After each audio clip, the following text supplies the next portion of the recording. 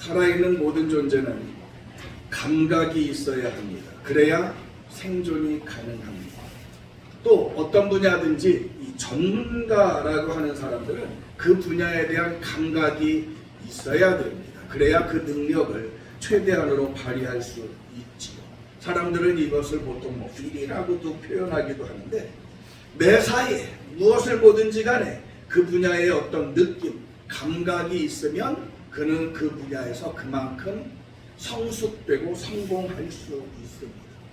그런 맥락에서요, 그리스도인들도요, 그리스도인으로서 제대로 성공적인 신앙인으로 살려면 그리스도인으로서의 감각이 있어야 합니다.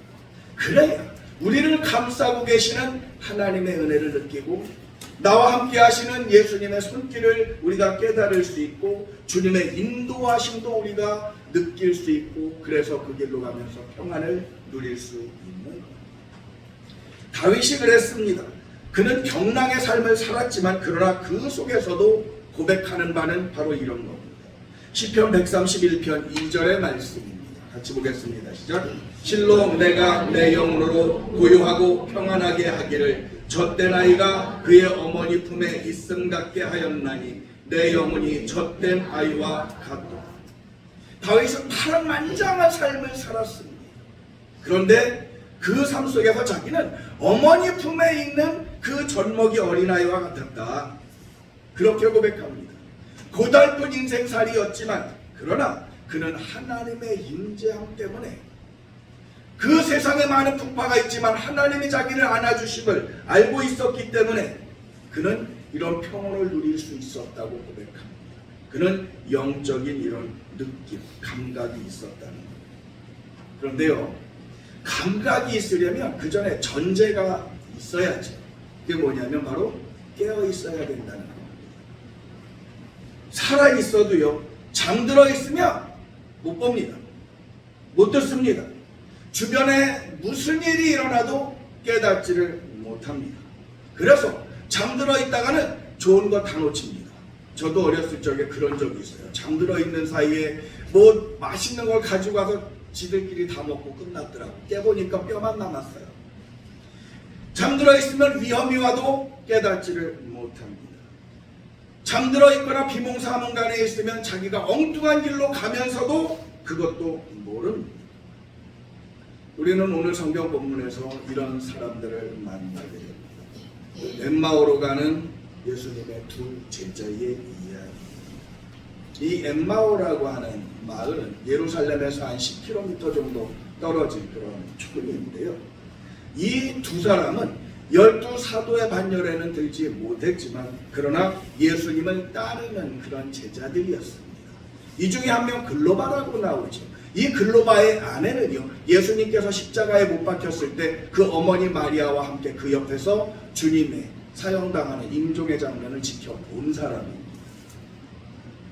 그래서 이 두 사람은요, 예수님께서 십자가에 달려서 돌아가신 것을 알았습니다. 무덤에서 장사 지낸 것도 직접 보았습니다. 그리고 안식일이 지나자마자 아침 먹고서는 이제 자기 집 고향 엠마오로 가고 있습니다. 왜 갔을까요? 낙심해서 낙향을 하고 있는. 그들은 집으로 가면서도 바로 며칠 전에 있었던 그 예수님의 죽음에 대한 이야기를 서로 나누고 있었습니다. 근데 그렇게 이야기 나누면서 가는 중에 얼떨결에 같은 방향으로 가는 한 사람이 합류를 하게 됐습니다. 자연스럽게 그들의 대화에 끼어듭니다. 아니, 무슨 이야기들을 그렇게 열심히 나누십니까?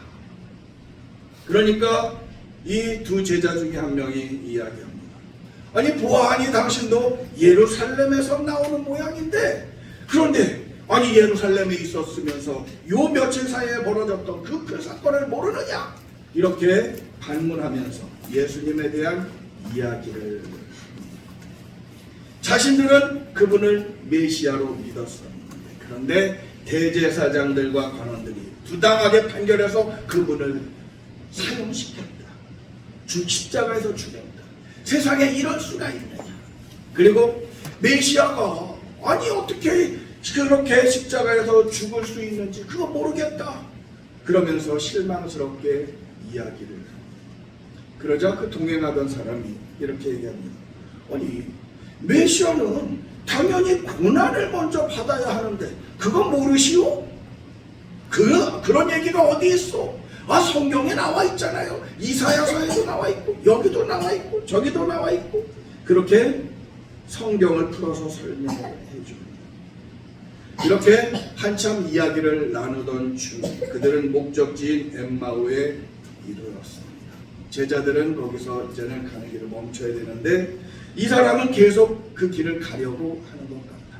그러니까 이 제자들은 모처럼 성경에 능통한 사람을 만났는데 이 사람 그냥 보내기는 서운하고 더 이야기를 나누면서 은혜를 받고 싶어요. 그래서 자기들 집에 머물러서 말씀을 좀 더 나누자 강권해서 함께 집으로 들어갑니다. 어느덧 저녁 때가 되어서 식사를 해야 합니다. 근데 이때 이 사람이 축복 기도를 하고 떡을 떼어 줍니다. 그래서 그 떡을 받아 드는 순간 그들이 깜짝 놀랐습니다. 이걸 받는 순간 그들의 눈이 띄어졌어요. 예수님이잖아. 놀라움 속에 그들이 예수님을 다시 쳐다보는 순간 예수님은 그 자리에서 사라지셨습니다. 그리고 그들은 그 즉시 하룻밤 지나고가 아니에요. 그 즉시 큰 기쁨과 놀라움 속에 다시 예루살렘으로 올라갑니다. 그리고 제자들을 만나서 이 사실을 전합니다. 이상이 오늘 성경 본문의 내용입니다. 그런데 좀 이상하지 않습니까? 이 제자들은 왜 처음에 예수님을 몰라보았을까요? 잠깐 슬쩍 스쳐 지나간 것도 아니잖아요. 적어도 그들은 한나절 정도 같이 동행했습니다. 그러면서 대화도 나눴습니다. 그럼에도 어떻게 예수님을 몰라볼 수가 있단 말입니다. 그들은 이미 일어났던 모든 일들을 잘 알고 있습니다. 그들은 예수님을 만난 지 벌써 몇 년입니다. 예수님의 말씀 들었고 기적도 보았습니다. 예수님을 메시아로 믿었습니다. 그래서 그분을 따랐습니다. 그리고 십자가에 죽으신 것도 알고 장례도 치렀습니다. 또한 바로 그날 아침에 예수님의 무덤에서 일어난 일까지 다 이야기를 들었습니다. 그리고 지금 부활의 주인공이신 그 예수님을 만났습니다. 그럼에도 그들은 그분이 부활하신 예수님이신 것을 모릅니다. 심지어 예수님께서 그 구약 성경에 메시아에 대한 이야기 그 말씀을 자세히 풀어서 설명을 해주시는데도 불구하고 그들은 그 예수님을 몰라봅니다. 왜 그랬을까요? 그 이유가 오늘 본문에 나옵니다. 본문 16절 말씀을 같이 보시겠습니다. 시작. 그들의 눈이 가려져서 그인 줄 알아보지 못하고 눈이 가려져 있었다고 합니다. 분명 그들은 눈을 똑바로 뜨고 있었습니다. 그런데 영의 눈이 잠들어 있었습니다. 영이 잠들어 있었습니다. 그래서 자기들에게 찾아온 예수님을 볼 수가 없었습니다. 알아보지 못했습니다. 말을 걸어오시는 그 예수님을 바라보면서도 깨닫지 못했습니다. 아니 그 이전에 그들의 영이 잠들어 있어서 그들의 귀가 닫혔습니다. 그날 아침에 예수님께서 다시 살아나셨다. 이 얘기를 들었잖아요. 들었는데요. 사운드는 들었는데 그 말을 제대로 알아듣지를 못했습니다. 마음속에 받아들이지를 못했습니다. 그렇게 영이 잠들어 있어서 그들은 고향으로 막혀갑니다. 과거로 회귀합니다. 이전의 삶으로 돌아갑니다. 죄인이었던 시절로 돌아갑니다. 세상 것이 전부인 줄 알고 세상 것만 위해서 살아가던 그 시기로 돌아갑니다. 그러다가 주님께서 떡을 들어서 축사하시고 그걸 떼어주시자 그것을 받는 순간 그들의 영이 깨어납니다. 눈이 띄어집니다. 성경이 이렇게 증언을 합니다. 본문 31절 말씀입니다.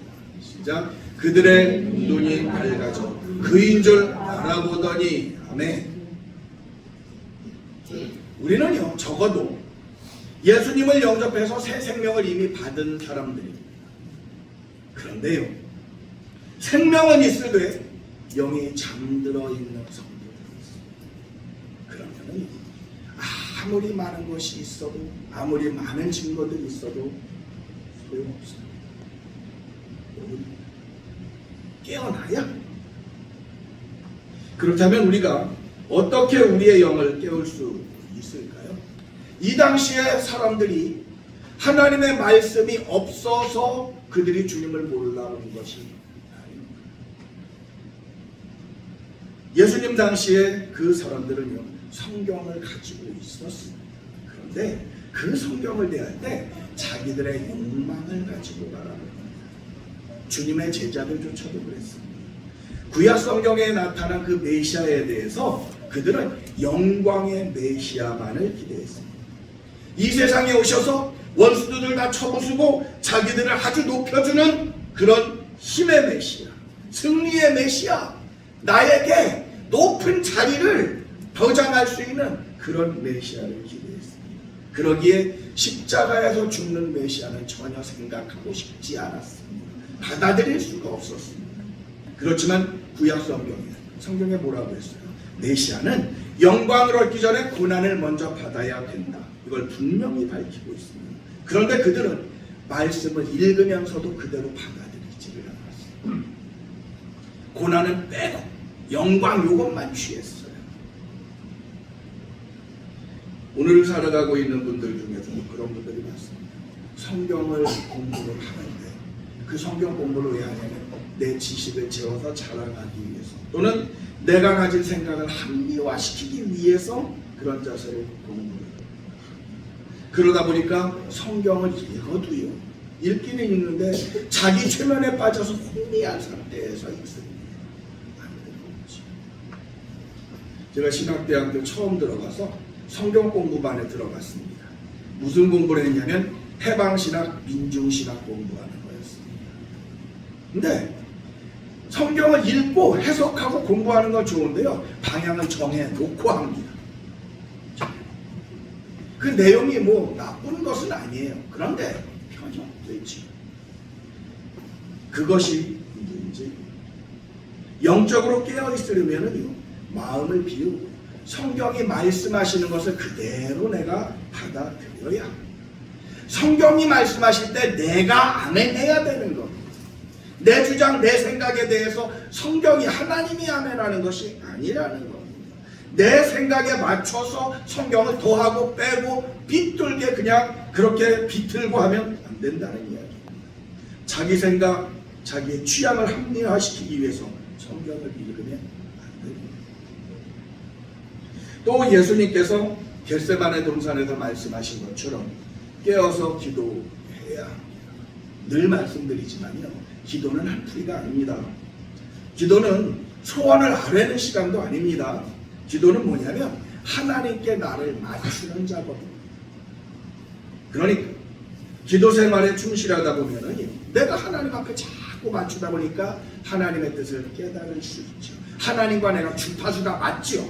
그러면 우리의 영이 깨어있게 합니다. 그런데요, 이 제자는 기도가 정말 가장 중요하게 요청되던 그 절망의 시기에 기도하지를 않았습니다. 뭐랬냐면 낙심만 하고 있었습니다. 그러니 그 눈이 어두워질 것은 분명한 사실입니다. 제가 청년 시절에 교회 다니면서 이런 말 하는 게 참 못마땅 했었습니다. 누군가 어려움을 당했을 때 다가와서는 그래요. 하나님께서 기도하라고 그러시는 거야. 기도해. 이럴 때면 그런 생각했어요. 아니, 힘들어 죽겠는데 지금 기도가 나오냐고요. 억울해 죽겠는데, 아파 죽겠는데 지금 기도가 조곤조곤 나오느냐고요. 아니, 실제적인 도움을 주지 못하려면 그냥 있지. 뭐 그 기도해. 그냥 할 말 없으니까 하는 립 서비스 같은 거 아니야. 이런 생각이 들었어요. 근데요, 신앙생활을 하면 할수록 깨닫는 것이 뭐냐면 그럴 때일수록 정말 기도밖에 없다. 왜요? 하나님이 역사해 주셔야 하니까. 하나님이 주시는 뜻을 깨달아야 되니까. 하나님이 주시는 힘을 내가 받아야 되니까. 상투적인 말 같지만 기도 외에는 사실 길이 없습니다. 어떤 제자가 믿음의 스승님에게 이렇게 물어봤습니다. 제가 하나님께 이르기 위해서는 어떻게 해야 할까요? 그러자 이 스승이 이렇게 반문을 합니다. 태양이 떠오르게 하기 위해서 네가 할 수 있는 일이 뭐냐? 이 제자가 제가 그걸 어떻게 합니까? 인간의 노력으로는 될 수가 없다라는 이야기지. 그러니까 제자는 불만스러운 목소리로 이렇게 반문을 했습니다. 그렇다면요, 스승님께서 제게 그토록 강조했던 기도라고 하는 것도 사실은 소용없는 거잖아요.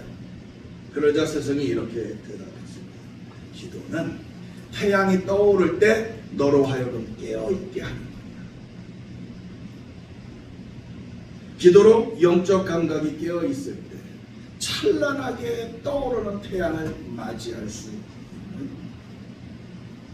편견을 버린 성경 공부와 꾸준한 기도 생활로 온전한 믿음 가운데 거해야 한다는 것. 그래서 주 예수님께 내 안에 들어와 살아계신 내 영혼이 깨어납니다. 그리고 우리 모든 것을 제대로 볼 수 있고 들을 수 있고 느낄 수 있습니다.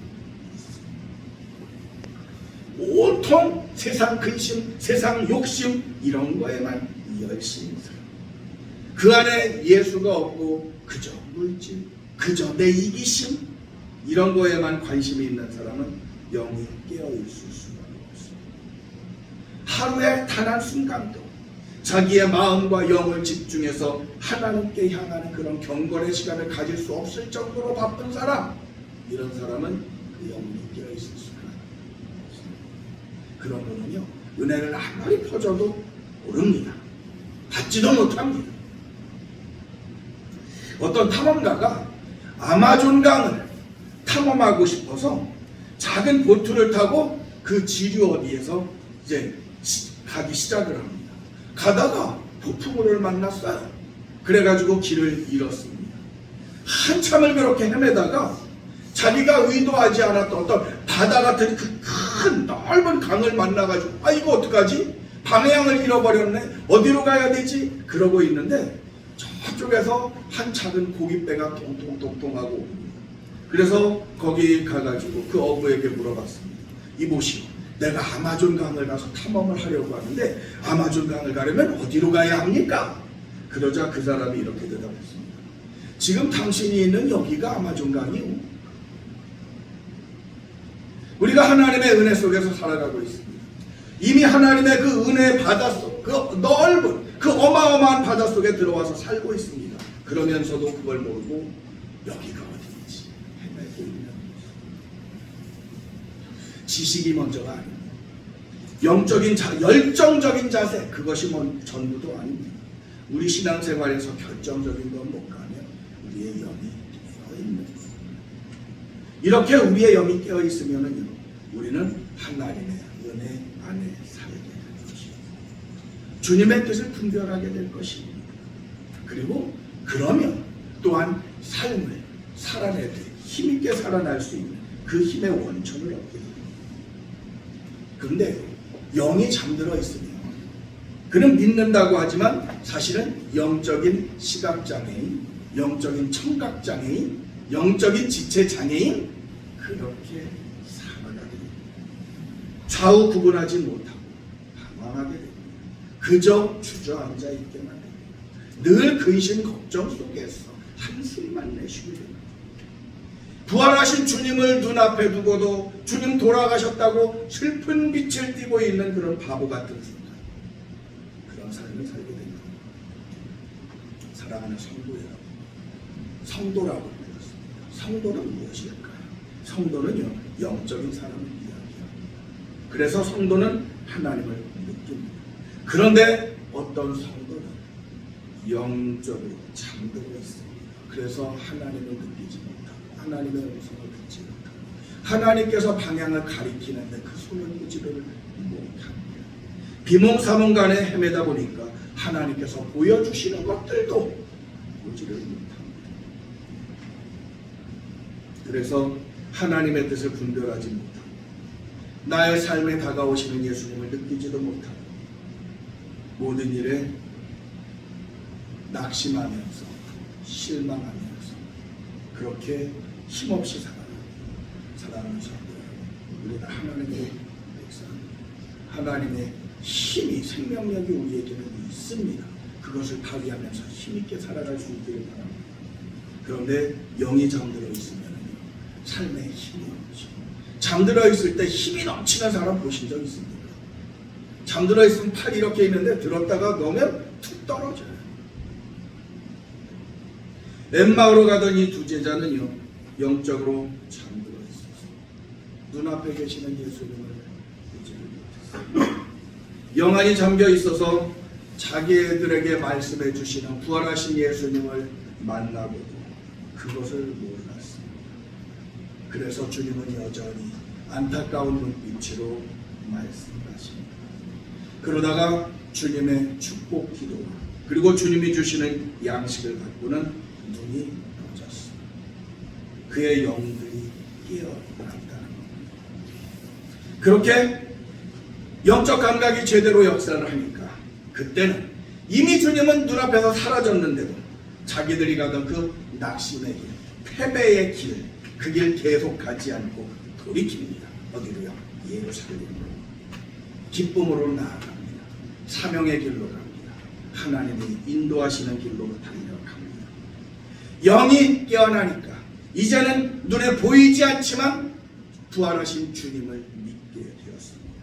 영이 깨어나니까 이전까지는 알 수 없었던 그 주님의 언약에 대한 확신이 생깁니다. 그래서 삶에 자신이 생깁니다. 사랑하는 성도 여러분, 예수님은 부활하셔서 지금도 여전히 살아 계십니다. 그러면 그 예수님은 어디에 계신가요? 물론 승천하셔서 하나님 보좌 우편에 계십니다. 그러나 또한 그 부활하신 예수님은 성령의 감동 가운데 우리 속에 우리와 함께 역사하십니다. 예수님이 약속하셨잖아요. 마태복음 28장 20절 하반절의 말씀입니다. 같이 읽습니다. 시작. 볼지어다 내가 세상 끝날까지 너희와 항상 함께 있으리라. 다시 한번 말씀드리지만 예수님은 부활하셨고요. 그 부활하신 예수님은 우리의 삶 속에 이미 들어와 계십니다. 이 부활하셔서 살아 역사하시며 나와 함께 하시는 예수님을 느끼고 볼 수 있기를 바랍니다. 우리는 혼자가 아닙니다. 임마누엘 부활하신 예수님이 언제나 우리와 함께 하십니다. 늘 주님을 생각하며 주님을 만나며 충실한 기도와 경건의 시간을 통해서 우리의 감겨있던 영의 눈이 활짝 열리기를 바랍니다. 잠들었던 영혼들이 있다면 깨어나기를 바랍니다. 그래서 우리 모두가 이 영적 권세가 충만하였어 주 예수님의 이름으로 승리하는 그런 축복이 있기를 축복합니다. 찬양하십시오.